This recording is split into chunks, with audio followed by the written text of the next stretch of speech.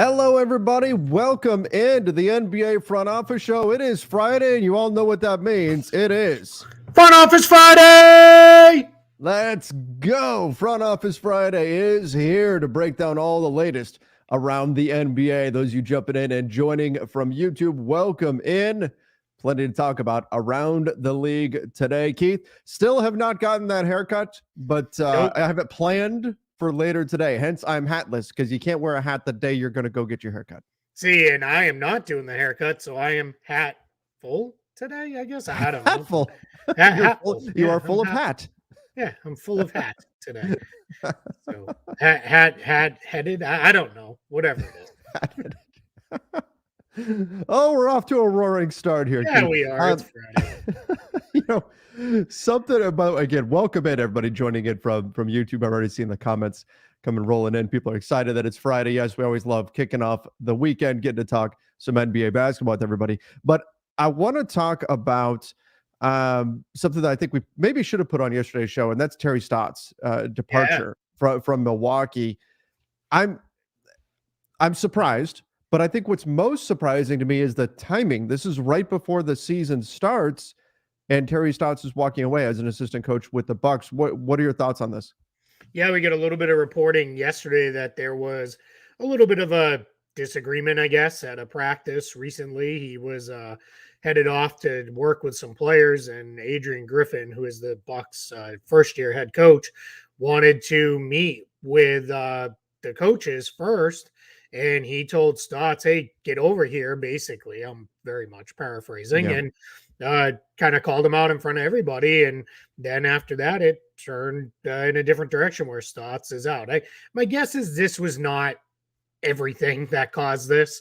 I would be shocked. I assume this was a straw that broke the camel's back situation where he was probably there. And I do wonder if with Stotts, I mean, he's 66 years old. He's done this for a long time. I wonder if it was like, man, I just don't need this. Like I'm going to do something different, and decided to call it and move on. But definitely weird to have this, this close to the start of the year.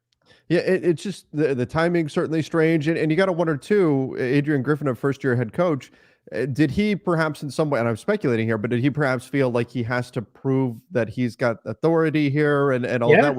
Was that element part of this? And then Terry, he's been a head coach in the NBA for a long, long time. And so managing that respect level and all of that can be difficult when suddenly a guy, when he's been the guy for 10 years, right? Or whatever he was with Portland. And now he's got to kind of take the back seat and be an assistant coach. It can be hard to fall back into that role. Almost not the same, but almost kind of like how we talked about how difficult and how commendable it was that Vince Carter was able to step back from being the guy of being a superstar and transition into being a role player. That's a very difficult thing for players to do. Similar with coaches, not always easy to go from being a head coach to now you're the assistant and you got to listen to somebody else. Yeah, that's a great point, especially guys who have done it for a long time. If you were a head coach for like 2-3 seasons, sure, like that happens all the time. But yeah, to your point, I think Terry Stotts 13 years as a head coach. I want to say it was like 2 with the Bucks previously, 2 with the Hawks, and then 9 with Portland. If I have my numbers right on that, it's in that range at least, and that's big, right? That is definitely true. And I do wonder again, is it just I don't want to do this, but for Adrian Griffin, it turns into a situation where he is he is loses a valuable member of his staff now, right? Like he runs into a difficult place where now all of a sudden he is down an assistant with a ton of experience, as a first-time head coach. That can be a little rough as well. Well, and yeah, that's just it, right? When if you're Milwaukee, if you're a Bucks fan right now, that was kind of your, I don't know if stopgap is the word I want to use, your safety net, right? That you've got a guy on the bench with head coaching experience that's been there, that's done that. Usually you look to that person to be the training wheels of sorts to the head coach. If they start to stumble, the first year head coach, if they need somebody to lean on, they start to stumble at all. They're running it. They make rookie mistakes, which are expected, right? We expect rookie players to make mistakes. Rookie head coaches are going to make mistakes too. You can have that person there to kind of guide them. And so not having him there, that could create some more bumps in the road for the Bucks season. But like you said, it probably wasn't just this. As the chat is saying, I wonder if he said "get over here" in Scorpion's voice. I love it. I hope, funny, but probably not. I hope he didn't like shoot a Ear? spike into his chest and drag him over. We would probably hear about that. Yeah, I wouldn't probably hear blame about Terry that. Stotts for resigning then. But it was probably more than just this one incident to create this. So perhaps we would have been going into a season of friction had Terry Stotts stuck around, and so maybe this will end up being the best move for the Bucks, but still a little unsettling to now not have that veteran head coach experience on your bench. Yeah, and the last kind of thought I have too is for Adrian Griffin, it could be slightly awkward with Stotts having all that experience, and then you have to factor in he was Damian Lillard's coach for the first chunk of Dame's career as well, so that also starts to become into a little bit of a potential for awkwardness there as well. If you started having one of your star players feel more comfortable with him than you and all that stuff. My guess is it'll all be fine. The Bucks will get past him. We won't even remember this, a couple months from now. But there is the potential that this could turn into, wow, things didn't go quite as smooth as we thought. And remember when Terry Stotts quit on the eve of the season? Like that was a little weird. So that exists, even if I do think it's fairly unlikely. Yeah. Agreed. All right. So some questions coming in here from the chat. We've got DJ said, is anyone awake in the Pistons organization? They have not made a single move since July 1st, still have their 15th roster spot open, and have a massively unbalanced roster.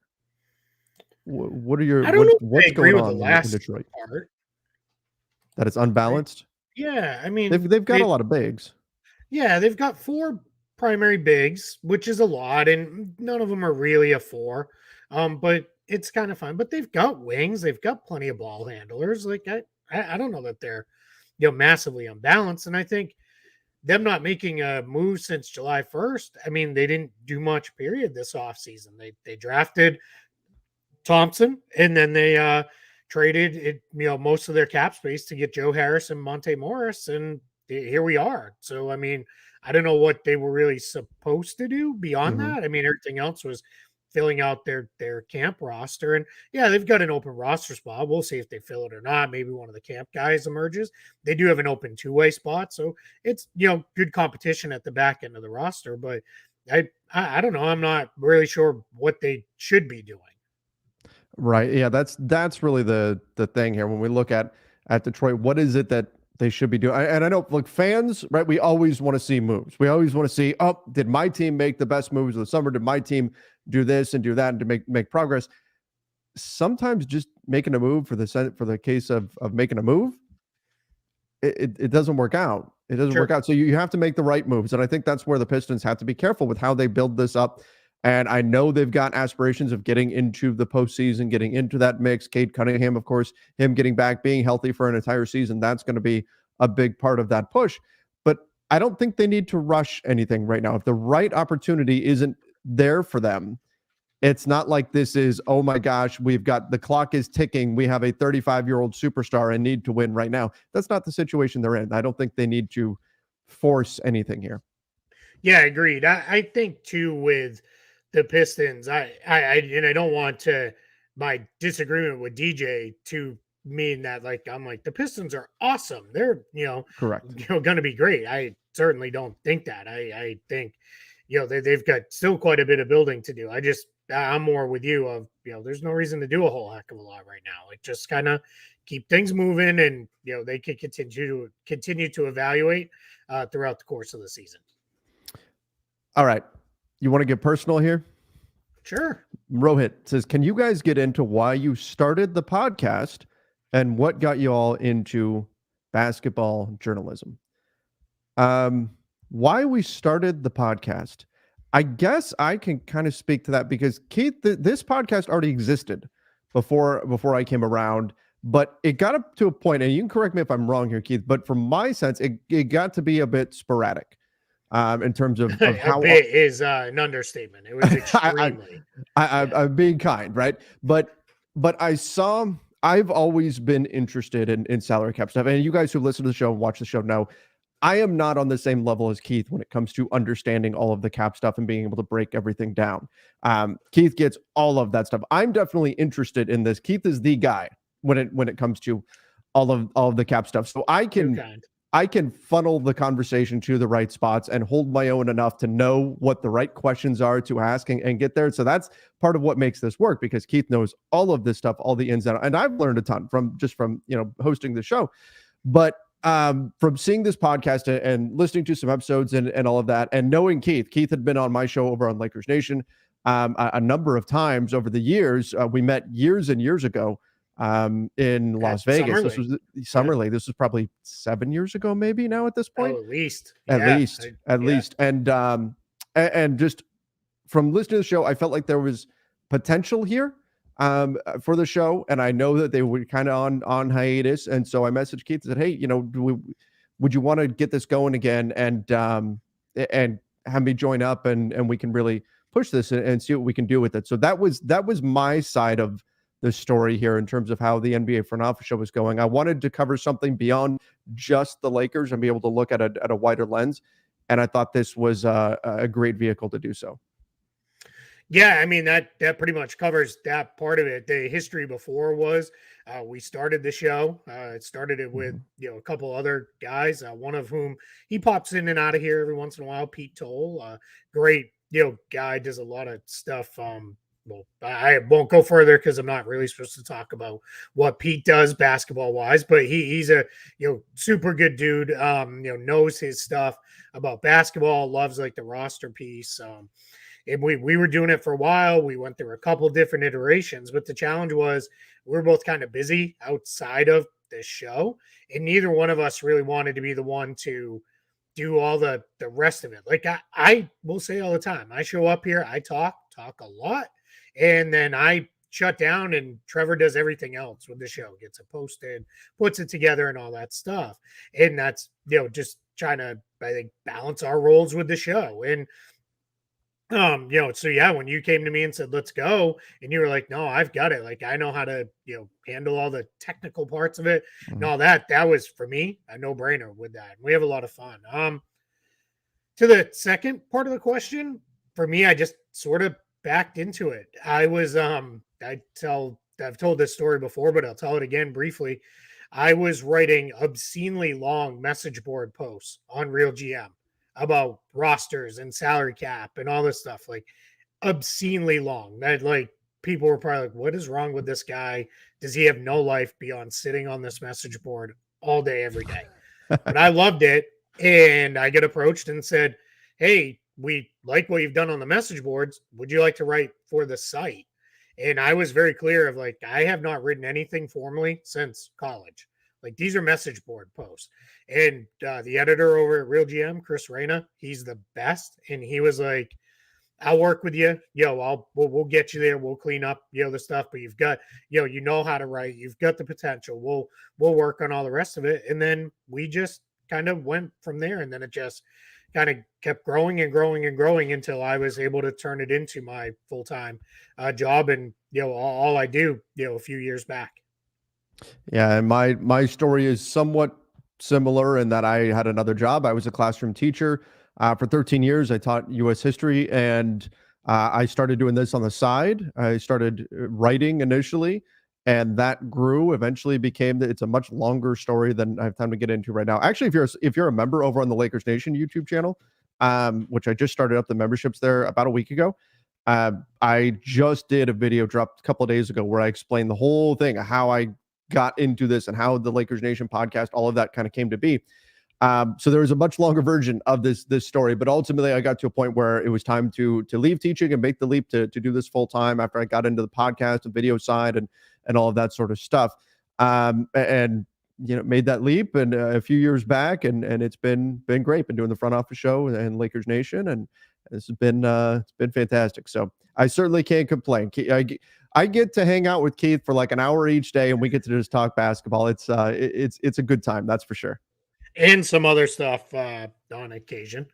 Not enough for some, far too much for others. So I think we're striking a good balance. Somebody asked in the chat, Tony Yayo said, "Are Mm-hmm. you cool with Danny LaRue? He's a CBA nerd too."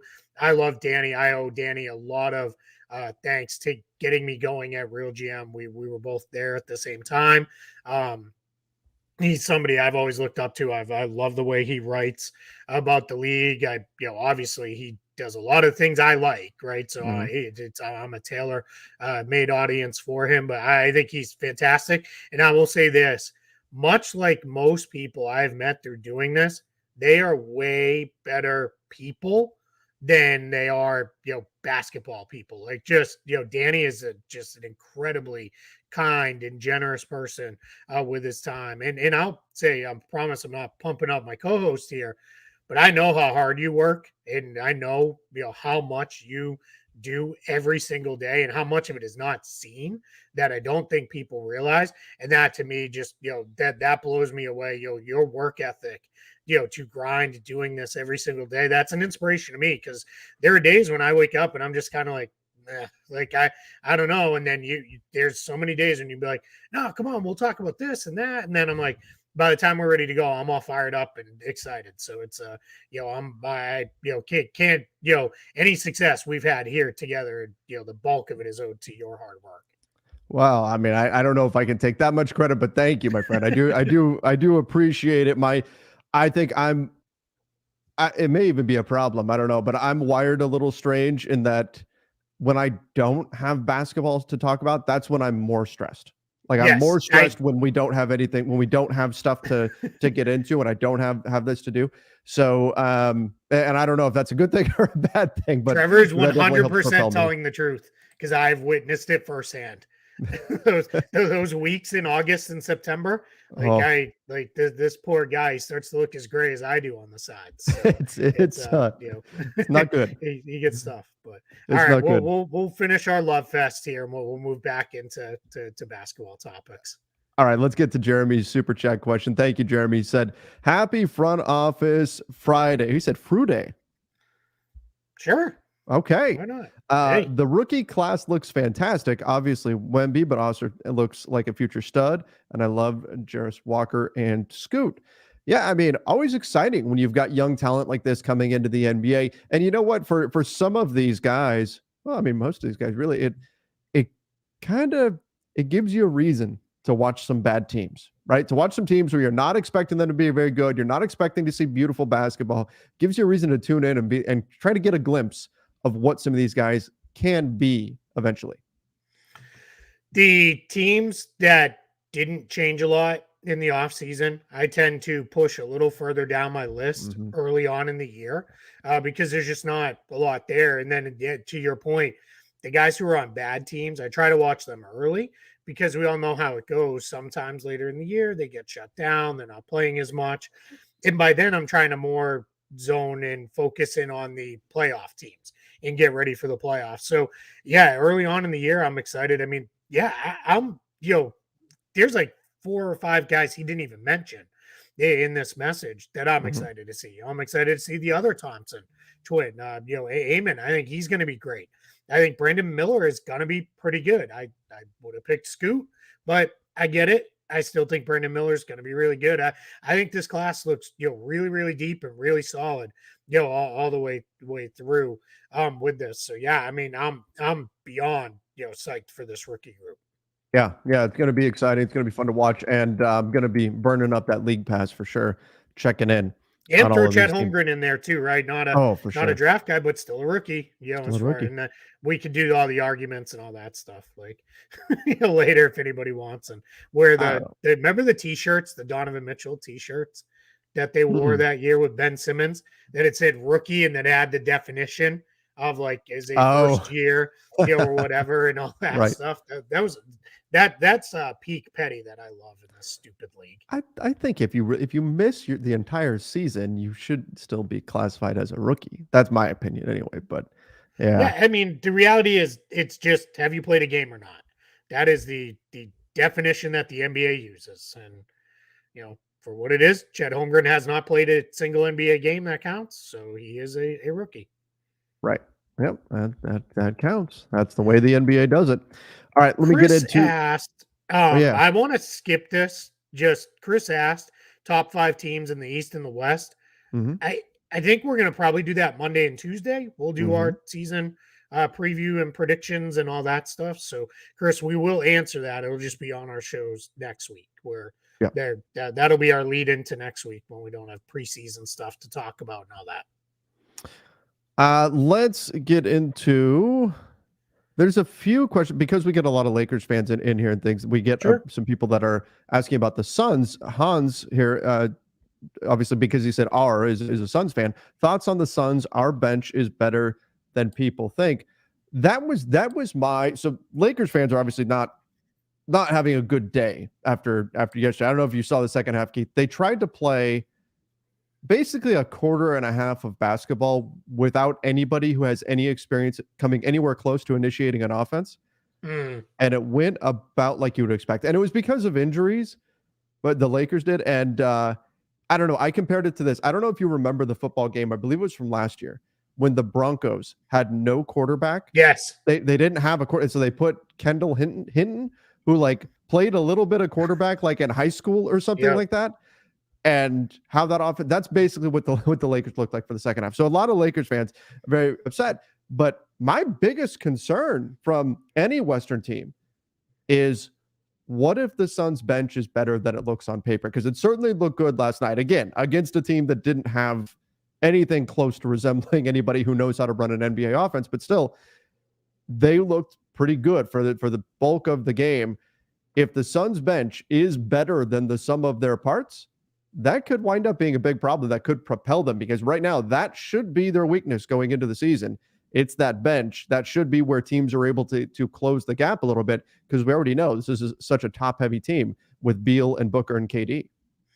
Yeah, and I'm going to caveat this with, I think some guys are on minimum contracts for a reason, right? That's true, and there's times when it's, even if we like them on a minimum contract, they're still a minimum contract player.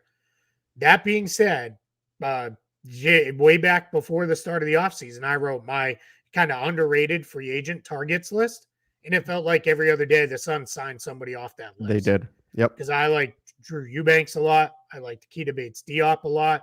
I like Yuta Watanabe a lot. And the Suns get all those guys. Eric Gordon, obviously, we know he's going to be a productive guy. Eric Gordon just seems like one of those guys who could roll out there when he's 50 years old and make 5 jumpers and call it good, right? And might not be able to do anything else, but just still, I mean, that I always say he's got one of those jumpers I would love to like borrow for a week of pickup. Of like just right. let me use that jumper for a week and go from there. Gold Eagle says, don't forget Bol. I didn't forget Bol. I have far too much experience on the bowler coaster here in Orlando. The bowler coaster. I like it. Yeah, I mean, I haven't heard that one before. Yeah, he's just, I mean, the potential is there. I'm just not like, I don't know. I just don't think he's going to be very good for them. And I don't think he's going to play any kind of real role. So I like a lot of the guys they have. They're not all going to pan out. A couple of them are probably going to amount to nothing, and they'll probably get cycled through, whether it's trades or waivers or whatnot. But yeah, I mean, I think their bench is solid, especially when you consider that was all they had to work with was minimum signings at the start of the offseason. So I'm excited for where what the Suns bench could be. Yeah, it could be. Again, it looked pretty good. Actually, it looked great last night. We'll see if they keep that up in the regular season or not. But if they do, if this does end up being they don't even have to be good. They don't have to be good. The bench, just if they can stay even with other teams' bench, that's a massive win. Or not bleed massive points, right? Like exactly. If you only give up 2-3 off a lead, you're probably fine because those guys are going to be there. It's going to be important for Frank Vogel to really get his staggering right with Durant, Booker, and Beal. Like there should really be no minutes in meaningful minutes. Obviously, I'm talking about where one of those three is not on the court in games where they're all available. Big question is, are they going to be available? Like that's always the question we wonder about. But yeah, I think we're in a spot with the Suns where they've got enough to get by, and the trade they made with Aiden gave them a couple more tradable contracts that they can do other stuff with. Because I like Nasir Little, I like Grayson Allen as far as basketball goes with Grayson Allen, Mm-hmm. and his skill level there. So, those guys will play a role. Josh Okogie is pretty good.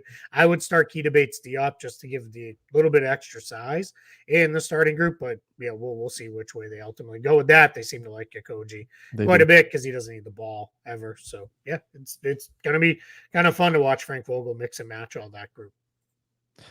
All right. The Golden Eagle or the Gold Eagle said with a $20 super chat, thank you, said, when will the All-Star game go back to East versus West? I'm hearing Adam Silver's thinking about it. I prefer that. I was not a fan of the team captain stuff.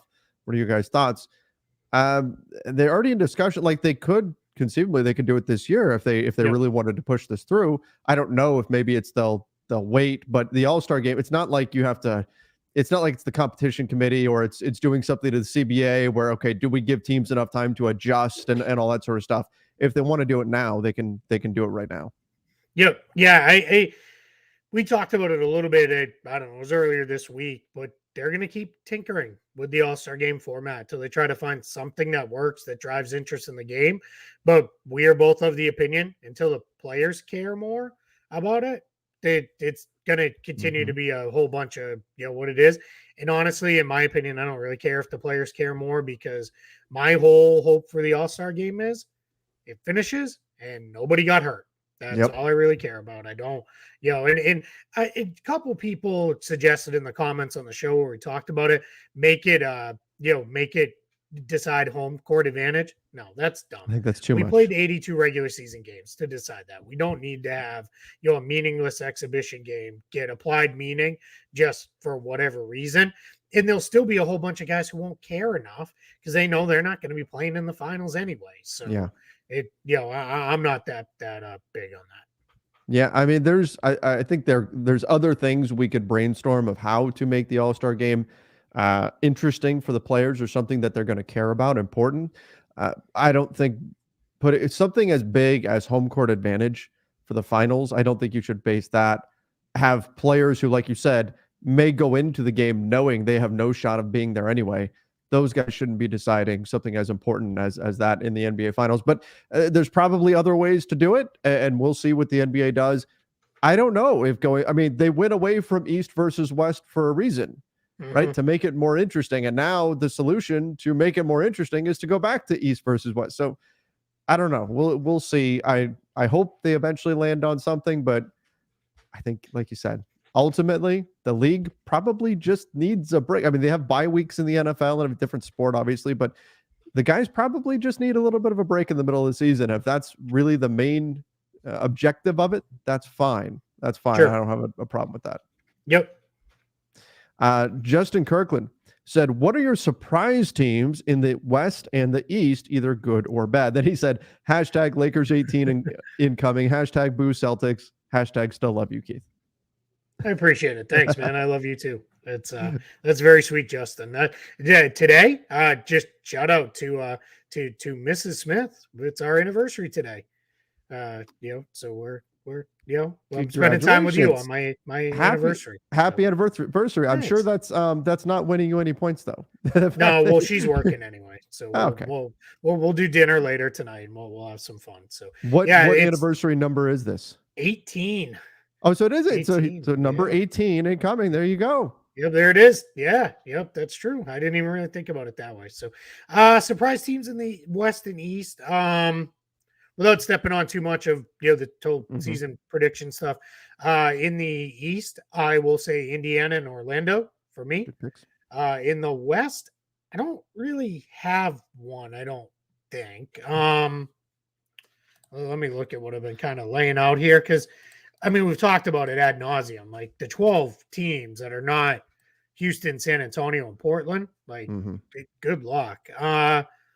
I don't know. I think Memphis is going to be better than a lot of people seem to.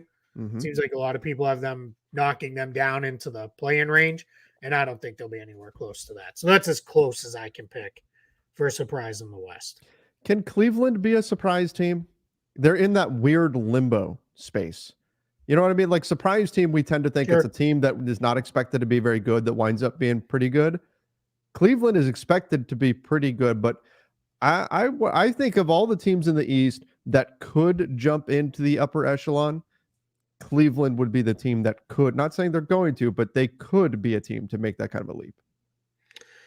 Yeah, they need something to happen with Mm-hmm. Boston or Milwaukee. Probably, unfortunately, it'd probably have to be injury wise to get past either one of them or one of those two teams to really say we don't care at all about the regular season and we're just going to play it up. But yeah, Cleveland is to me with New York, they're right at the top of that second tier Yeah. in the East. I've dropped Philly out of that. There's just too much going on there. Like I'm not sure what that whole situation is going to play out like in Miami. By the time we get to the playoffs, I'll be talking about them probably very differently. But for the regular season, they have to show me they care enough to be in the mix, near the top of the East, and I just don't know that they will. So yeah, I mean Cleveland's right there, but I still have them. It's like two tiers honestly behind Milwaukee and Boston because I just think those two teams are so much better than anybody else in the conference. Oh, ultimately, I agree. I think they are head and shoulders above everybody else in the conference. I just look and think the Cleveland has I don't think the Knicks necessarily have the same factor. Cleveland has the potential for organic growth to take them to another level. Like Darius Garland is a young player, they can get better. Evan Mobley, if he has that third-year breakout. Jarrett Allen is getting a little bit older and all that, but they've got pieces where, especially guys that are at key positions with Mobley, with Garland, who maybe could take a step. And they added some pieces during the summer, so they're definitely a team to keep an eye on for me. In the West, Minnesota is the team that I've been talking up all summer. Is the team that I think is getting overlooked a bit too much. And then I've been saying it for months now, but I feel like everybody's saying it now. But OKC is the other team that I really want to keep an eye on. Yeah. I have thoughts on both of those teams, but I want to save them for when we do our season because I think we rarely do we disagree, and I think you and I are on opposite ends of the spectrum with at least the Timberwolves. So we'll see. Okay, I like it. All right, well that'll be a fun show then on Monday. Brandon said, "What point guard could be on the move that the Jazz could get?"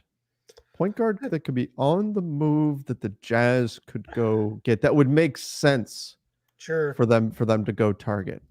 Yeah, I mean that's a really interesting question. I think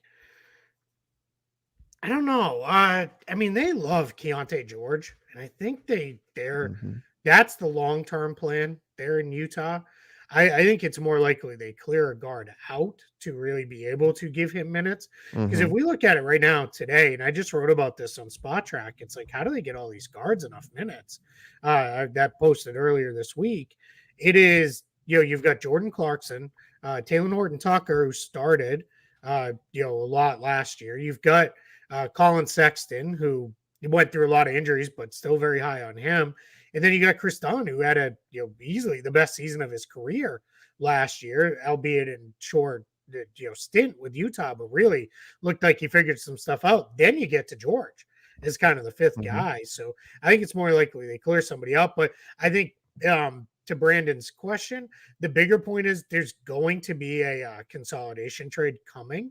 Yeah. I think for the Jazz, I just don't know if it's right now. I think it might be maybe a year from now before they really fully lean in heavy. But we'll see if they have another good year like last year where they start off really, really strong. Maybe they decide to go all in. And by then, someone will have come on the market that we're not talking about and didn't really expect. Yeah, the Jazz, they have a lot of guards. They just don't have the guard unless Keontae George becomes that. They don't have and that's why people say, oh, the Jazz need a guard. The Jazz need a guard because they've got a lot of guys, but they don't have anybody that you say, okay, that's the guy. That's their guy. This is the guy that's going to be alongside Markkanen and now John Collins and Walker Kessler. And this is the guy that's going to be there for the next, I mean, look, in today's NBA, 3 years is a long time. That's a lifetime in today's NBA. So that's what we're looking at here. Now, the Wizards, maybe they've got some extra guards that they want to part ways with. I don't know if you're getting the guy there unless, I don't know, somehow Tyus Jones is on the move again or something like that. But if kind of similar to the way we talked with Houston, I think it was yesterday, that if they're a team that somehow surprises and winds up being like in the play-in mix, they could go and make a move. What if the Jazz find themselves in the play-in mix, maybe the lower level? I don't want to get, set the bar too high for them. Could they be a landing spot for Malcolm Brogdon? Yeah, for sure. I just don't, that's not a long-term option, right? Like you're talking that's kind of give us the boost we need for the rest of this year, and Hmm. then we'll reevaluate. So yeah, I think that's definitely somebody who could be in play for them, and that's there's a lot more matches that make a lot of sense where they could deliver some stuff towards Portland. That is, hey, let's maybe think about doing something along these lines and things like that. Yeah, I mean, there's a lot of guys I think who could. The chat's mentioned Tyus Jones, Hmm. Monte Morris. Like, yeah, I mean, those guys could definitely help Utah right now. But none of those guys are like, there it is. There's our point guard to grow with the rest of this team for the next 4 or 5 seasons. That's just that's not who those guys are. Yeah, they could help those guys right now for sure. Keith, I was up late last night doing the Lakers post game show, and then editing and doing all that, the behind the scenes stuff that you were talking about.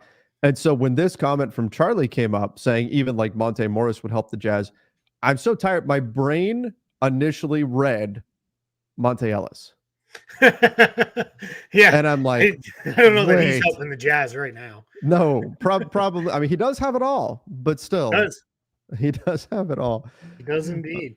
Yeah, He played for the Jazz, right? did he? Maybe towards the end. I think so. I just remember the Um, Warriors days. yeah. Uh, Apple Let's says see. while you're looking that up, Apple says Colin He Sexton did is a not. solid I point imagine guard. that. He did not. Um, Yeah, I like Colin Sexton a lot. He's not to he's me. not a He's much more of a distributor. scoring guard Yes. than he's a distributor. So, but yeah, I mean, I like him quite a bit. I just am not necessarily sold that he is. Plug him in as a starting point guard and run with it for forever. Rohit said, "Who's Monte Ellis?" Yeah, it's Montay Monte Ellis.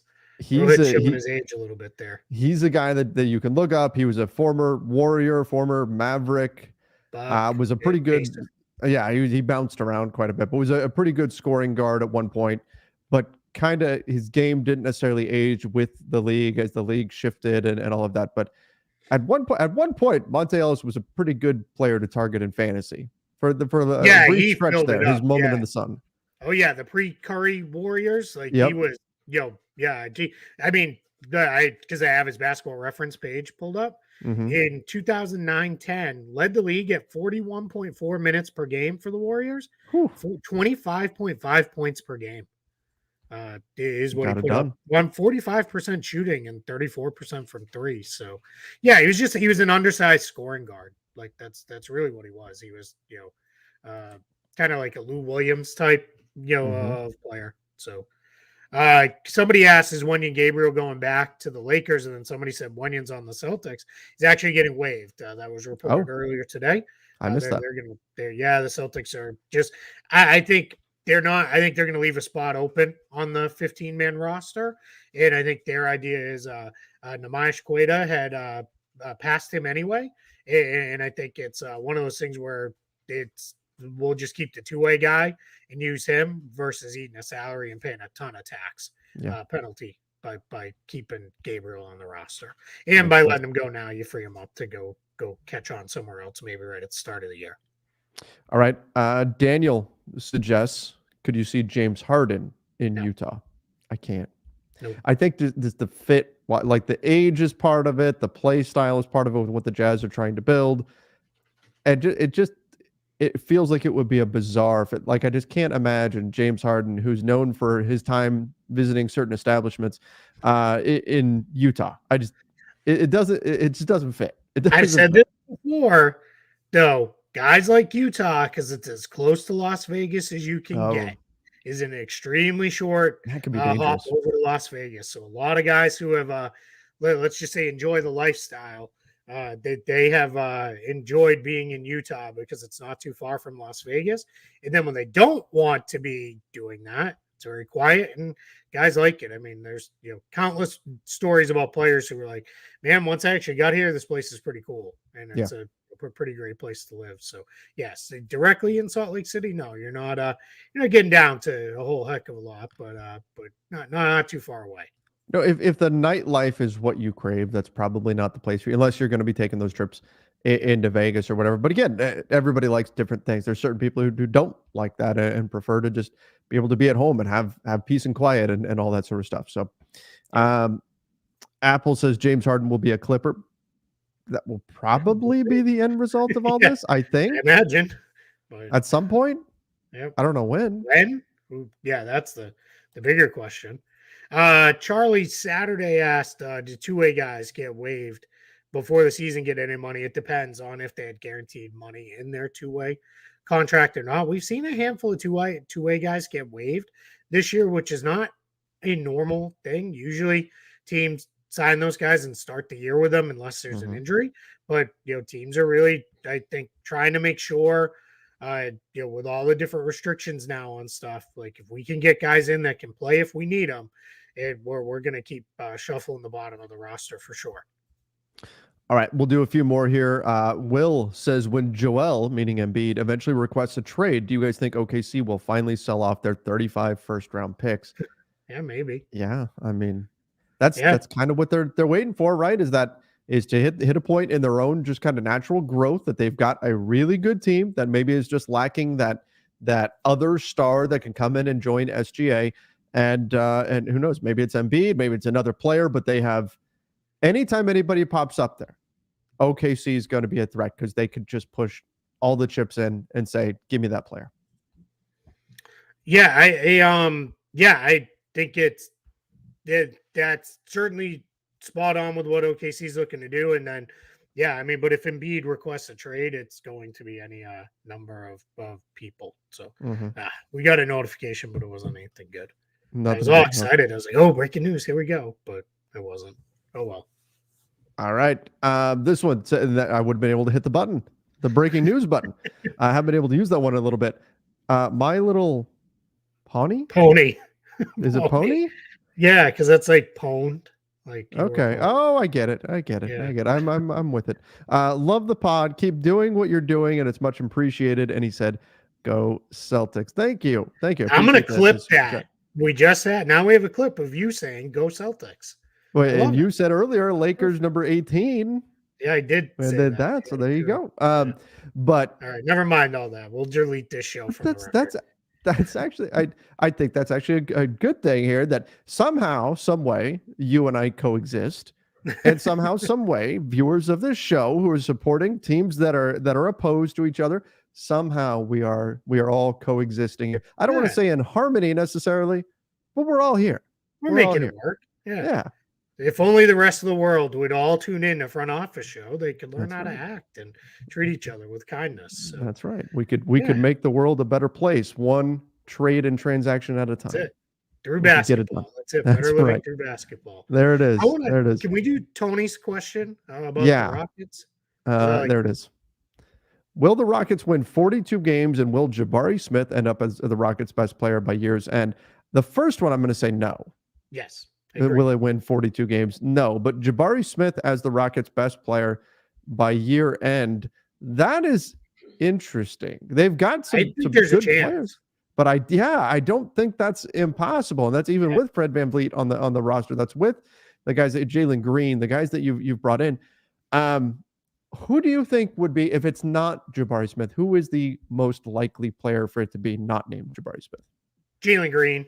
Like, I think the Rockets have a trio of young guys in Green, Smith, and Thompson that are as exciting as anybody's, because all three of those guys, in theory, should be able to play together a lot. Sometimes we get super excited about, man, this team has a ton of young talent, but there's a lot of overlapping talent, and it's hard to see how do you get them all on the floor together. I think with those three guys, there's definitely a world where they can all play together and play together a lot. And I'm really excited about that. I think I'm super duper high on Jabari Smith. He went like 60 games with the Rockets, just never really ran anything for him. Anything he got was self-created or second chances, or the ball just kind of found its way to him.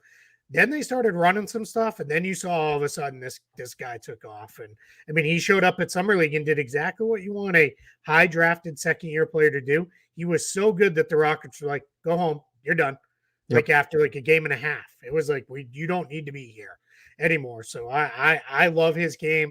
I think he's going to be really, really good. I think having Ime Udoka there, and the Rockets, out of necessity, stumbled into something at the end of last season with him playing a small ball 5 that Mhm. they can definitely go to at times. And that'll allow them to get guys like Tari Eason on the floor more. That'll maybe allow Cam Whitmore to wedge his way into some lineups. So, yeah, I think he is, as much as Jalen Green seems to be the focal point, I think Jabari Smith is more the key to everything the Rockets become if it goes in a good direction over the next 2-3 seasons. I've been very impressed with Alperen Sengun. I like him And too. and I think he's really good. I think he's really good, and he's a guy that could take on that role. I don't know if he will. I don't know if he'll get the opportunity to, but he's a name in the mix though to potentially be that guy. But Jabari Smith certainly could be. I mean, had probably one of certainly the best moments of summer league, if not the best, with that buzzer beating 3 with like what was it, like 0.8 on the clock or something like that, catch and fire, and he like turned and fired it. I mean, amazing stuff. That was absolutely phenomenal. It got lost last year because it became kind of, Paulo and Jalen Williams and Walker Kessler kind of became like the rookies who step forward, and there's some other guys, but he really started figuring it out. If you go to Basketball Reference, pull up his player page, and then go to the splits by month section, and you'll see month by month he just got better and better and better, and that's always exciting for me. I think he's going to be really, really good. Yeah, absolutely. All right. Well, I think we're going to head off into the weekend there, but do appreciate everybody for joining us here for Front Office Friday. Thank you guys. We'll be back on Monday talking more NBA basketball. If you haven't done so already, please make sure you do subscribe over to the NBA Front Office YouTube channel.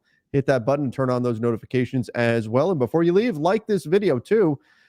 Keith, we're going to have a great weekend. And next week, regular season. Baby, we're there. It is here. Yeah, I can't wait. And you guys will have plenty to yell at us about next week, because I think we're going to do our season predictions and all that good stuff. And you'll be able to come back and tell us everything we got wrong and all that. And we'll see. But that's part of the fun of it, is putting ourselves out on a limb a little bit. So we're going to have some fun with that next week. And man, we're almost there. A few more days. A few more sleeps, and we're there. All right, everybody. Thank you for joining us. Keith, happy anniversary. Hope you have a great one. Till next time, everybody. See ya and stay safe.